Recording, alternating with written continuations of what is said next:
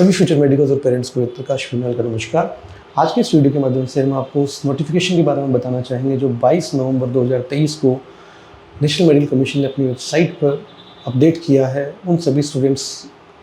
के लिए जो यूक्रेन और फिलीपींस में पढ़ रहे हैं। एलिजिबिलिटी सर्टिफिकेट से रिलेटेड कुछ इश्यूज़ हैं।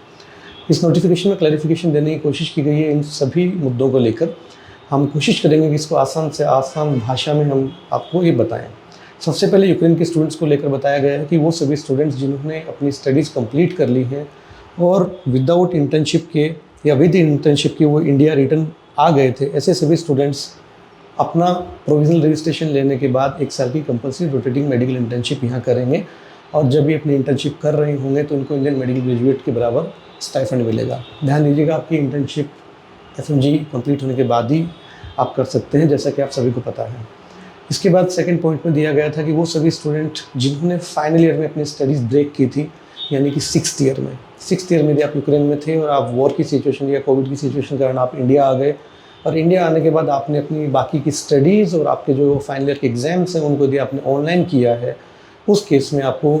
बताया गया है कि आपको 1 ईयर की क्लिनिकल क्लर्कशिप करनी है जो कि Indian medical institute Indian medical college में होगी। और इस क्लिनिकल क्लर्कशिप को करने के लिए आपको up to 5,000 rupees per month, जो कि एक मैक्सिमम कैपिंग रखी गई है, इंडियन मेडिकल कॉलेज को पे करना पड़ सकता है। इसके बाद जब आपकी क्लिनिकल क्लर्कशिप आप कर रहे होंगे तो आपको एक कंप्लीट लॉग बुक मेंटेन करनी होगी। ये जो लॉग बुक है इसका ऑथेंटिकेशन करने के बाद स्टेट मेडिकल काउंसिल आपको 1 ईयर की कंपल्सरी रोटेटिंग मेडिकल इंटर्नशिप के लिए अलाउ करेंगे। ध्यान दीजिएगा, क्लिनिकल क्लर्कशिप करते समय आप इंडियन मेडिकल इंस्टीट्यूशन को 5,000 रुपीज़ पर मंथ पे कर रहे हैं और जब आप इंटर्नशिप कर रहे होंगे CRMA रेगुलेशन में, तब आपको इंडियन मेडिकल ग्रेजुएट्स के बराबर भत्ता दिया जाएगा।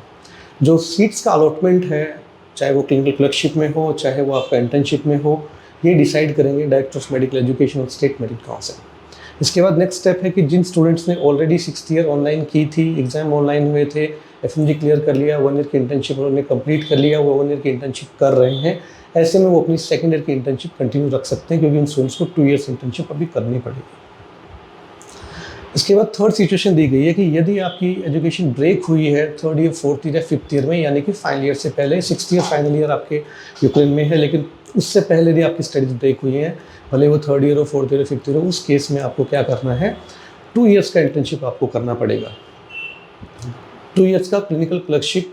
जो कि इंडियन मेडिकल इंस्टीट्यूशन में करना है आपको और up to 5,000 rupees per month आपको पे करना है, यानी कि 60,000 रुपीज़ ऑलमोस्ट आपको ईयरली 2 साल का आपको ऑलमोस्ट 1,20,000 रुपये इंडियन मेडिकल कॉलेज को पे करना है।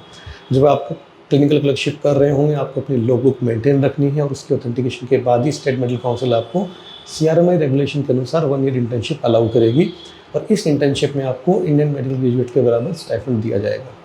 इसके अलावा वो सभी स्टूडेंट जो अभी इंटर्नशिप कर रहे हैं और जो 3rd year 4th year 5th year में थे और जो अभी इंटर्नशिप जिनकी चालू है अभी, उन सभी को ये 1 ईयर की इंटर्नशिप कंप्लीट करने के बाद वापस से 1 साल क्लिनिकल क्लर्कशिप करनी पड़ेगी। आपको उसके लिए पे करना पड़ेगा up to 5,000 rupees per month और फिर आपको 1 साल इंटर्नशिप दोबारा से करना पड़ेगा जो कि CRMA रेगुलेशन के अनुसार होगा। यानी कि हम ऐसा कह सकते हैं कि टोटल आपकी 3 ईयर्स की इंटर्नशिप हो जाएगी या क्लिनिकल क्लर्कशिप इंक्लूड करके हो जाएगी। फिर फोर्थ सिचुएशन इसमें दी गई है कि वो सभी स्टूडेंट जिन्होंने मोबिलिटी प्रोग्राम के लिए अप्लाई किया था, यानी कि 15 सितंबर 2022 को नेशनल मेडिकल कमीशन ने एक नोटिफिकेशन जारी किया था जिसमें उन्होंने ये बताया था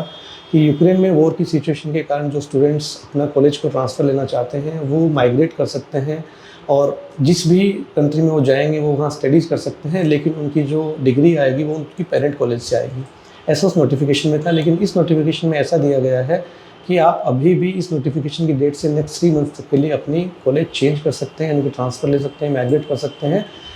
या मोबिलिटी प्रोग्राम को आप अवेल कर सकते हैं। हालांकि इसमें ये नहीं बताया गया कि 18/11/2021 के बाद के स्टूडेंट इसको कर सकते हैं या नहीं कर सकते हैं। ऐसी सिचुएशन को और क्लियर करने के लिए हमने कल ही RTA फाइल कर दिया था। जैसे ही हमारे पास उसका कोई रिप्लाई आता है तो हम आपको उस रिप्लाई को वीडियो के जरिए बताने की कोशिश करेंगे। इसके अलावा यदि आपके किसी तरह के कोई डाउट्स हैं तो प्लीज़ वीडियो के नीचे कमेंट करना नहीं भूलिएगा और यदि आपने हमारा चैनल अभी तक सब्सक्राइब नहीं किया तो प्लीज़ चैनल सब्सक्राइब कर लीजिए, बेल आइकन बटन को प्रेस करना नहीं भूलिएगा जिससे आगे आने वाले हमारे हर वीडियो का नोटिफिकेशन आपको मिलता है। धन्यवाद।